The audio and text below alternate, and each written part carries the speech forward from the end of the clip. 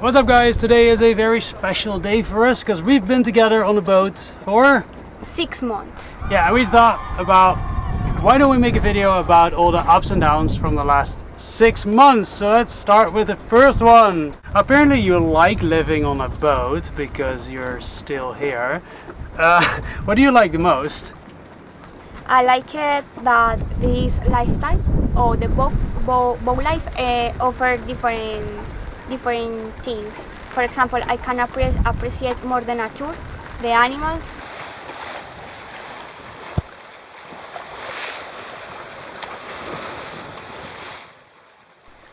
One of the most rewarding things of this week was to see the expression on Dani's face after she saw so many dolphins for the first time. Now you've really seen dolphins.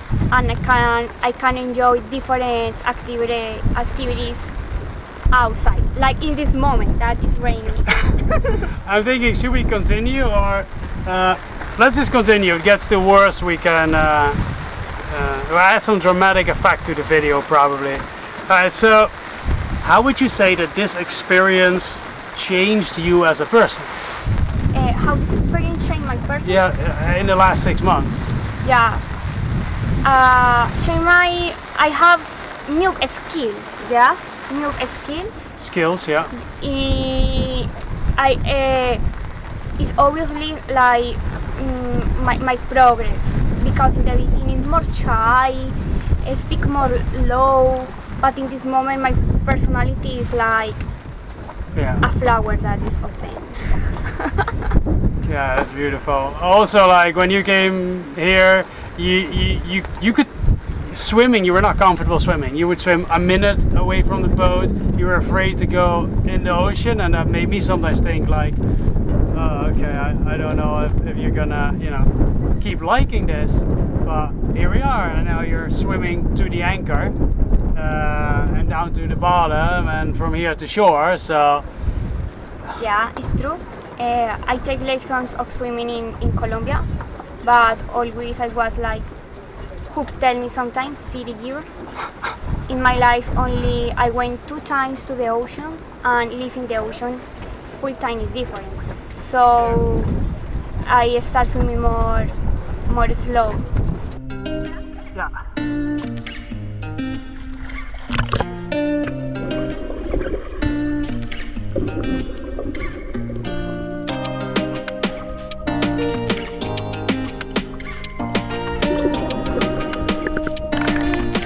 Alright, let's spice this up a little. Farting. I think I think it's like, I don't know, it's like a very uncomfortable thing to talk about, but then when you are in a normal relationship, you can like keep this away from the other person, but when you're living on a small boat together, it's just a lot more difficult to in the beginning we used to go outside one after the other, and then later the silent ones started, but those are the worst because they smell. And then we gave up, which was like after 1.5 months or 2 months, and now we're very comfortable with that. I don't know when is the moment correct for you can. Okay, next one. Afraid of medical care. So you actually noticed how challenging it can be, because you never had to go, but I had to go to the dentist, which I did in Barbuda, which the dental care was really good. There was nothing wrong with the dental care, but it was in like a wooden shack on a farm, on a part of land of a house, and it was, I think a lot of people who are used to Western type dentists would have a big fear of going to a place like that, and you were also like, I do not wanna. I really have admiration for her because I can't do this. No. Do you like the boat? Yeah, in here. In here. Yeah. Also, you don't have a lot of, you haven't seen a lot of different boats. Lately, I might have been taking you to too many different catamarans. it's Delos is going from a 53-foot monohull to a 53-foot catamaran. Sailing Nahoa is going from a 41-foot catamaran to a 55-foot catamaran. The Winds have a 44-foot catamaran, and La Vagabond went from a catamaran to a 60-foot trimaran. So, apparently bigger is better in boating. And the one thing I do notice is that we do have a lot more limitations. Like with a small boat, like this boat has a water line of like 22 feet. You need to be so much more careful with weather prediction when you go out in order to have a comfortable ride. And besides that, for long distances you're quite slow, and you also have like limited capacity for water and also for toys if you to play with. And I would love to go in the future to something that has a little less limitations. I know that a lot of people do it on a small boat, cross an ocean.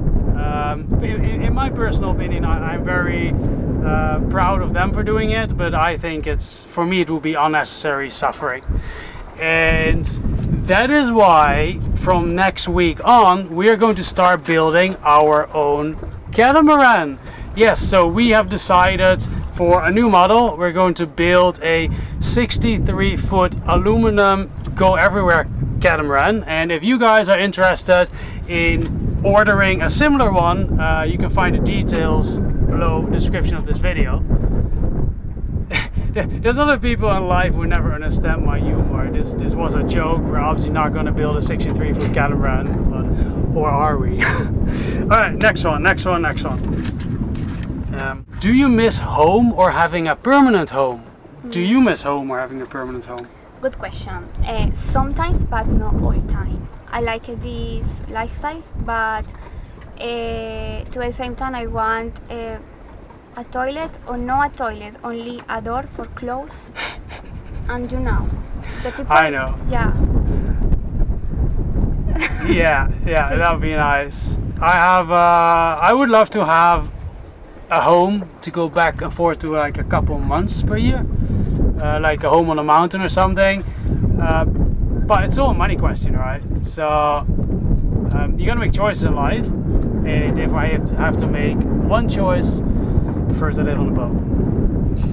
Next one. How do you get internet? That is a question that just getting asked like a lot. We have Starlink, and also we have a Caribbean contract, mobile phone contract for all the Caribbean, and which is absolutely fantastic.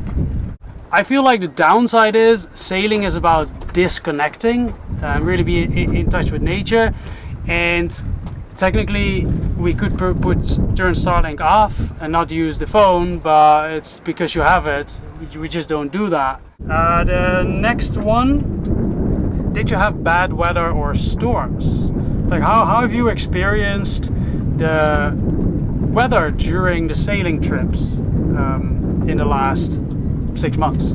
Yeah, thank you. My experience really, all depend of the weather. For example, because in this boat, during the sailing, sometimes the boat is more in right side or left side. Right, yeah, when we're sailing upwind, we're quite heeled over. But in general, like weather-wise, we never really had bad weather. No. It's mostly because you get your worst weather in the first 2 years of sailing, because you think that your will to go is stronger than the weather gods.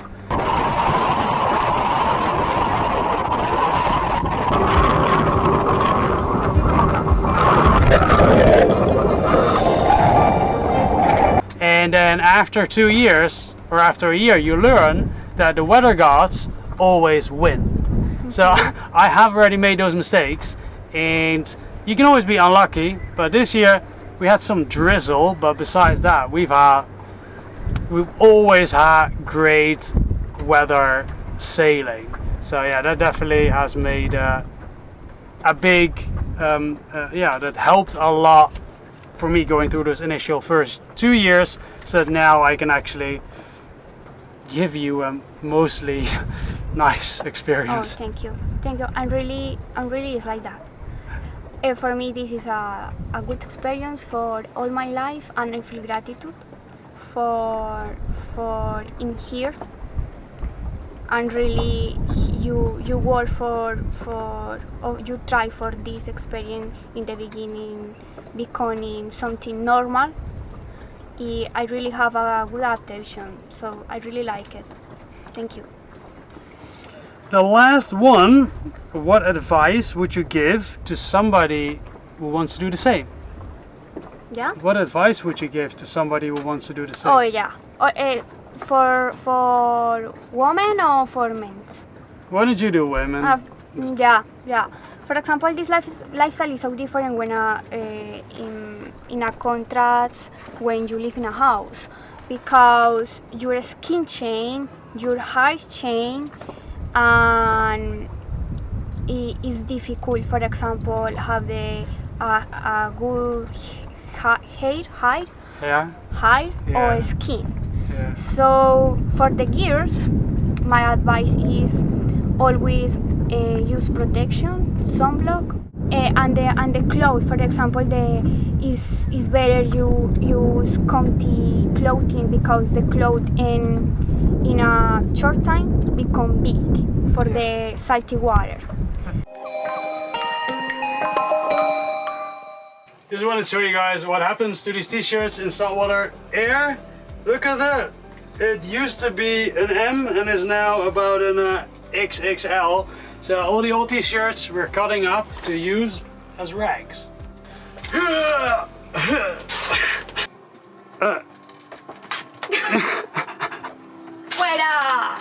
It's quite satisfactory to rip it open, huh? Ahora tengo una nueva.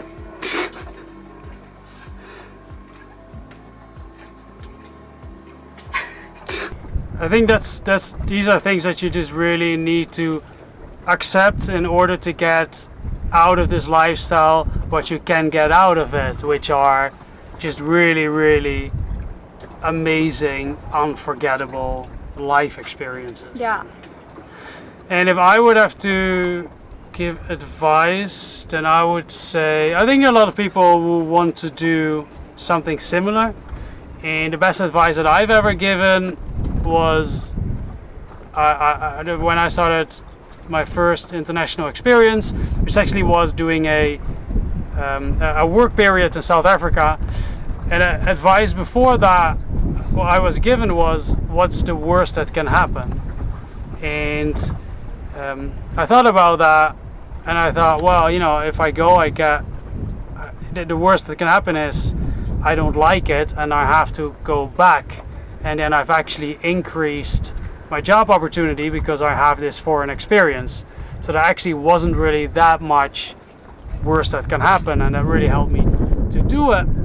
But also another thing is that really, like, we have all the different weather changes while we're recording this video. We have rain and clouds and sun. The other thing is that even now, after I don't know 7 or 10 years of travel, even now, every time after I'm at a place for a couple of days, every time when I have to leave again, I'm still worried, and I still have to make again that new decision to go. Like, I'm still thinking, okay, am I prepared enough? Do I have enough? What can go wrong? Blah blah blah blah blah. And then every time I have to make that decision, and also every time after I leave, after like 10 minutes, I'm like, oh, okay, I feel totally in flow and all feels totally normal and I'm happy with everything. But every single time still I have to make that first initial decision again and again to go. So yeah, if something like this, if you want to do something like this, I really say, you know, make that decision, do it and go. Alright, let's go to the next 6 months. Thank you guys. I see you next time. Bye bye.